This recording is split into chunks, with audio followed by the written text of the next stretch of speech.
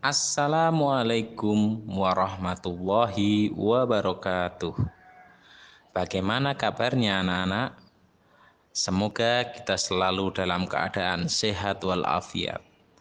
Kali ini kita masuk di tema 2, menyayangi tumbuhan dan hewan. Subtema 1, manfaat tumbuhan bagi kehidupan manusia.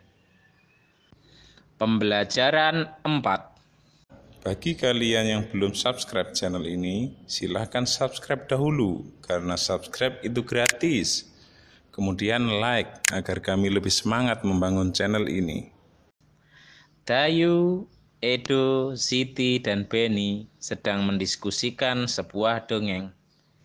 Dongengnya menceritakan tentang bunga melati. Bunga melati ukurannya kecil dan berwarna putih. Baunya harum dan menyegarkan. Bunga melati digunakan dalam tradisi suku-suku di Indonesia. Berbagai suku menggunakan bunga melati dalam pernikahan dan tarian. Simaklah dongeng yang didiskusikan oleh Dayu, Edo, Siti, dan Benny. Kemudian diskusikan karakter yang ada dalam dongeng tersebut bersama orang tuamu. Di taman bunga kerajaan, tumbuh berbagai macam tanaman bunga yang bunganya sangat indah. Para putri senang sekali memandang dan menciumi bunga melati. Hal ini menimbulkan kecemburuan dari bunga-bunga yang lain. Wah, indah sekali bunga-bunga di taman istana ini, Kata putri pertama. Hei, lihat bunga melati itu. Warnanya putih bersih dan harumnya semerbak memenuhi taman ini.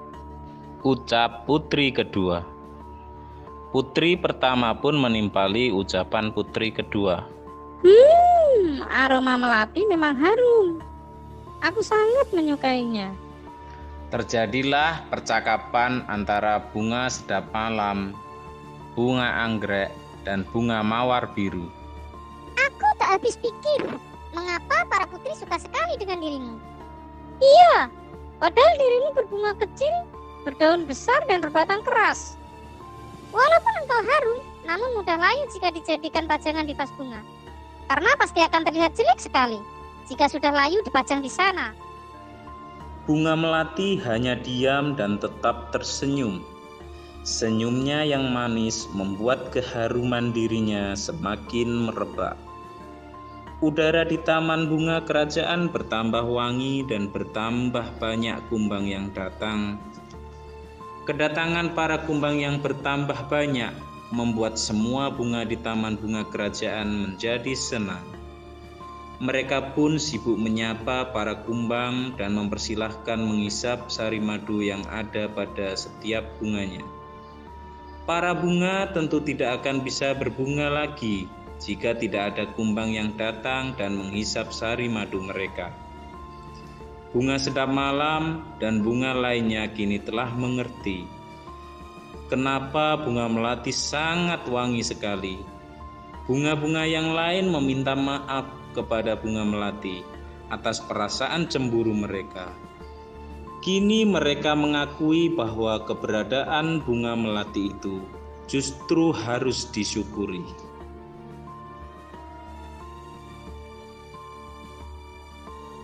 Bunga sedap malam akhirnya menyampaikan isi hatinya kepada melati. Ternyata aroma harummu mengundang para kumbang-kumbang datang. Tanpa dirimu, taman ini akan sepi dari kumbang-kumbang. Maafkan aku, Melati. Aku juga mau minta maaf, Melati. Selama ini aku iri padamu. Ternyata keberadaanmu sangat bermanfaat untuk kami. Sambung bunga anggrek. Selama ini aku juga berburuk sangka padamu, Melati. Aku minta maaf ya. Ucap bunga mawar biru. Tak ketinggalan menyampaikan isi hatinya. Bunga melati pun memberikan jawaban atas penyesalan dan permintaan maaf dari teman-temannya. Aku sudah memaafkan kalian, teman-teman. Sekarang kita bisa berteman tanpa ada prasangka buruk.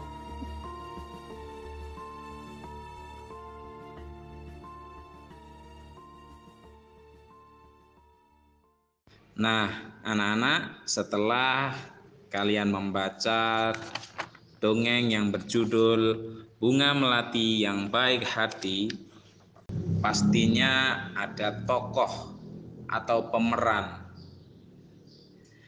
Di dongeng Bunga Melati yang Baik Hati ini ada beberapa tokoh, dan masing-masing tokoh memiliki karakter masing-masing.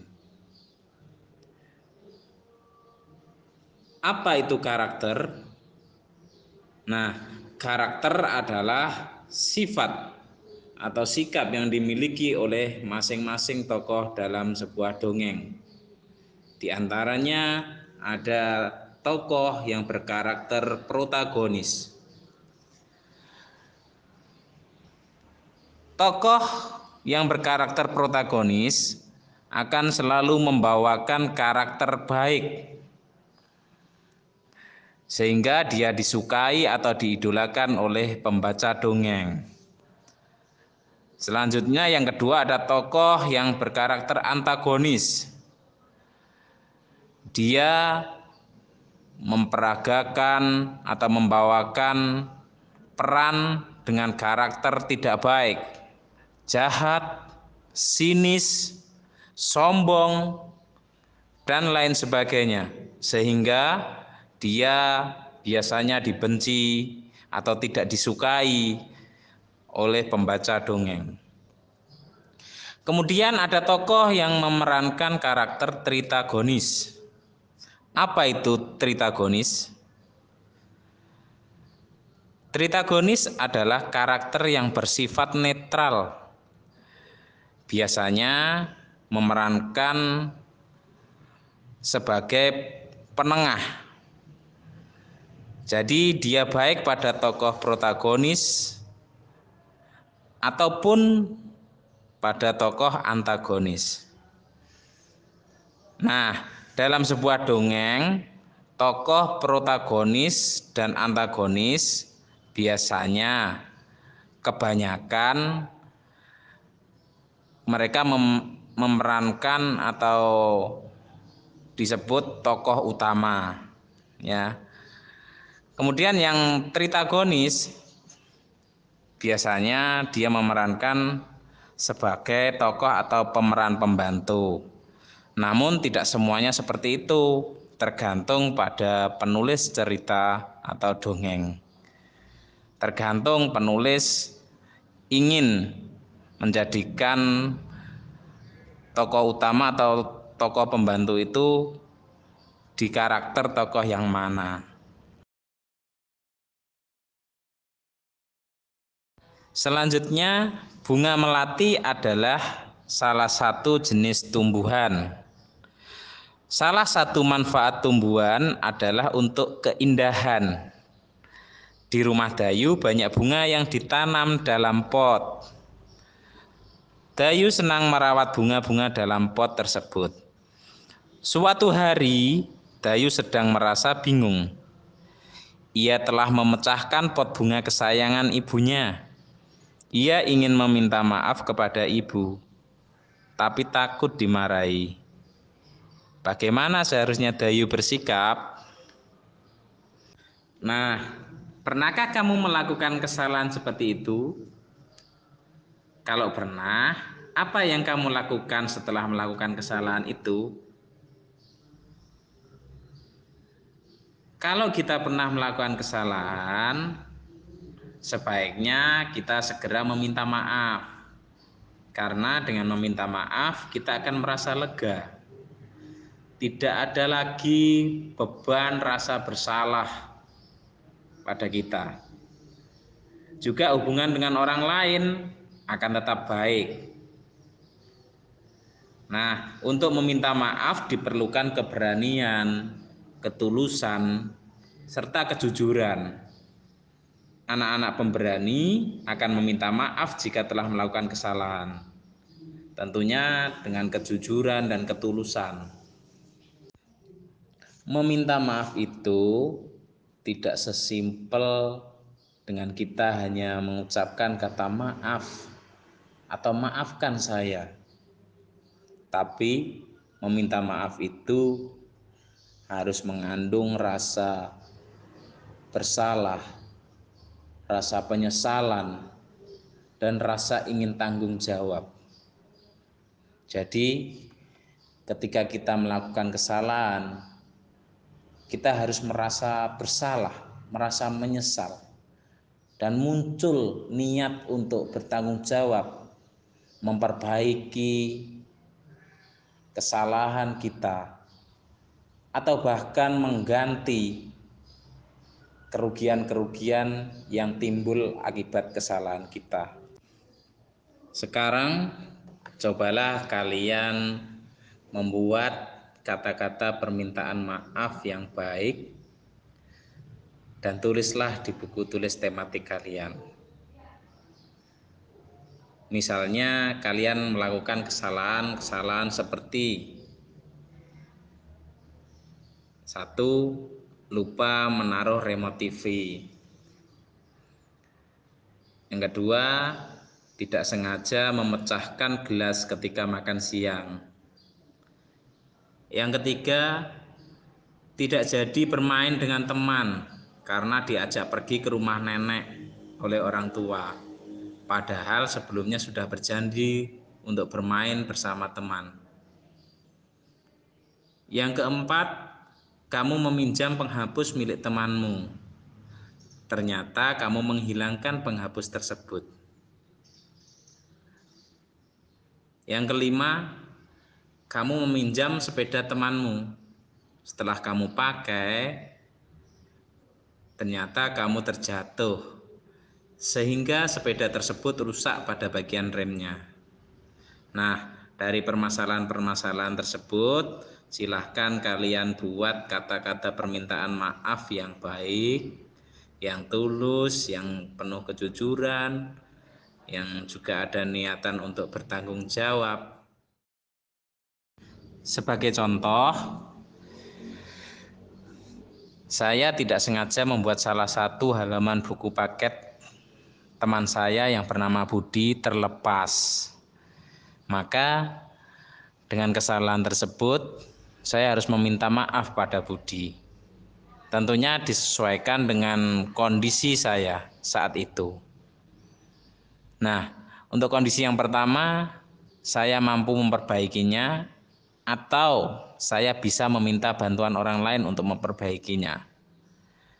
Maka kalimat permintaan maafnya bisa seperti ini. Budi, maafkan saya ya. Saya tidak sengaja membuat halaman buku paketmu terlepas. Saya bersedia memperbaikinya. Nah, di sini ada kata Budi, itu menyebut orang yang sudah kita buat kesalahan pada sesuatu miliknya. Terus ada ucapan permintaan maaf, maafkan saya ya. Terus ada alasan mengapa kesalahan itu bisa terjadi ya. Saya tidak sengaja membuat halaman buku paketmu terlepas. Nah, itu di kalimat tersebut juga disebutkan kesalahannya apa. Lalu ada ucapan pertanggungjawaban ya. Di situ saya sebutkan saya bersedia memperbaikinya. Bisa saya perbaiki sendiri ataupun meminta bantuan orang lain. Yang jelas buku itu saya perbaiki sehingga halaman yang terlepas tadi bisa kembali lagi.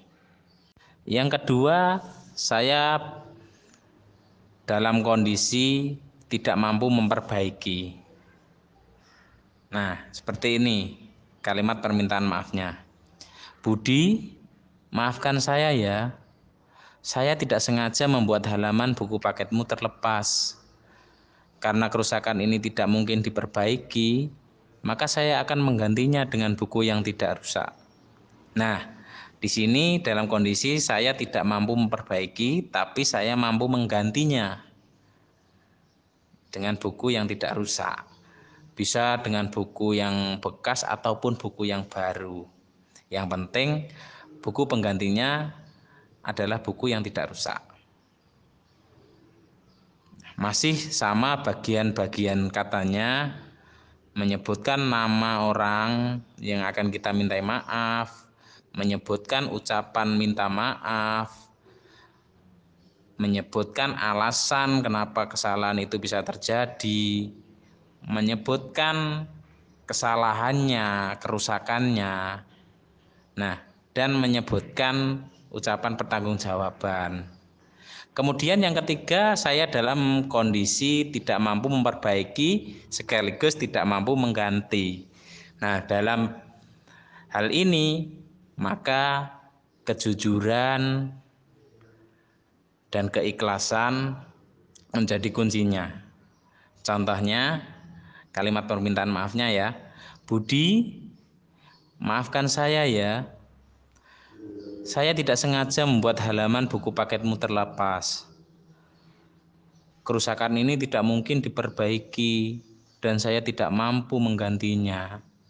Maka saya pasrah. Saya harap kamu memaklumi kondisi saya. Dalam ini ada kepasrahan, keikhlasan untuk menerima segala risiko atas kesalahan kita. Juga ada kejujuran. Karena kita tidak mampu memperbaiki, tidak mampu mengganti, maka kita harus jujur dengan kondisi kita. Insya Allah selama ada niatan sama-sama baiknya, maka kesalahan kita bisa dimaklumi, bisa dimaafkan. Tentunya dalam meminta maaf ini kuncinya adalah dengan nada memelas, meminta itu harus memelas. Kita tidak boleh dengan nada yang sombong, ya, sehingga tujuannya untuk menarik simpati pada orang yang kita mintai maaf agar memaafkan kita.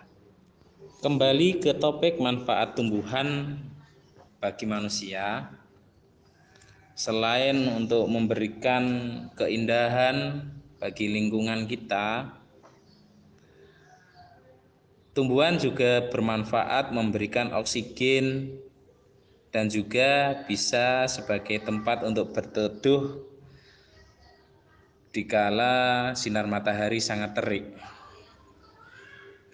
Di bawah pohon yang rindang kita akan merasa segar, merasa sejuk, merasa nyaman, karena selain dari daun-daun tumbuhan tersebut yang menutup teriknya sinar matahari, tumbuhan ini juga menghasilkan oksigen yang sangat bermanfaat untuk manusia.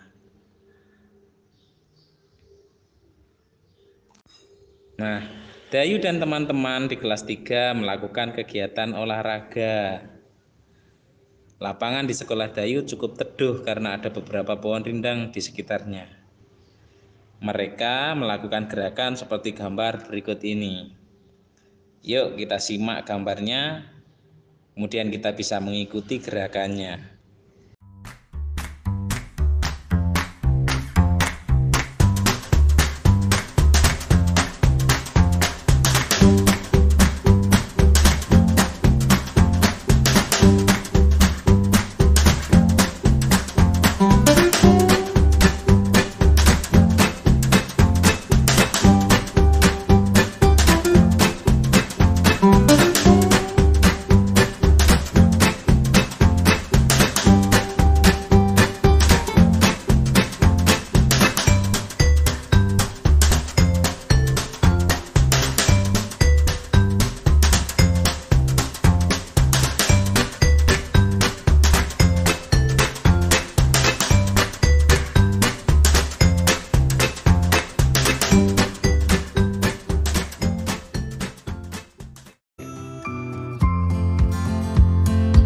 Sekian dulu ya anak-anak. Semoga pembelajaran kita kali ini bermanfaat untuk kita semuanya. Dan jika anak-anak masih belum paham ataupun kurang jelas tentang materi kita ini, bisa ditanyakan ke orang tua ataupun guru kalian. Tetap semangat belajar ya anak-anak. Jangan pernah